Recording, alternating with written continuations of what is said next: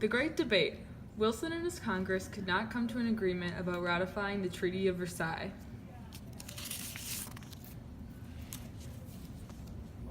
While Wilson was on his way home from Paris, he had an idea. He called on the Senate to ratify the treaty so that the U.S. could have membership in the League of Nations.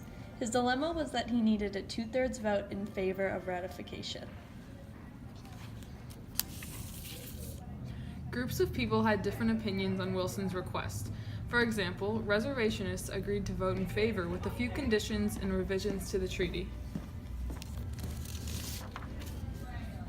The leader of the reservationists, Henry Cabot Lodge, was the Republican senator for Massachusetts.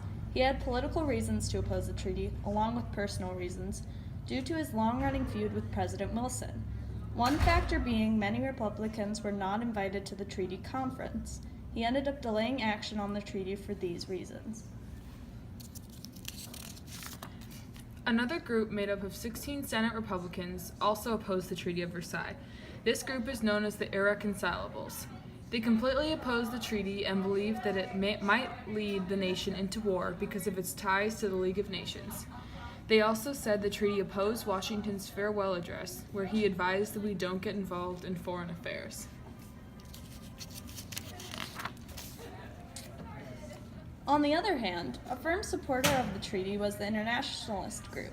They believed that cooperation among nations would benefit everyone and bring peace.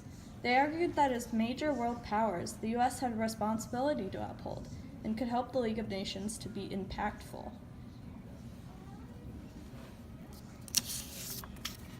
Throughout the year 1919, Wilson tried very hard to gain Congress support.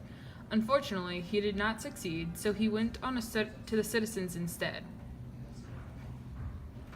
He toured 29 different cities to try to gain support and gave 40 different speeches along the way.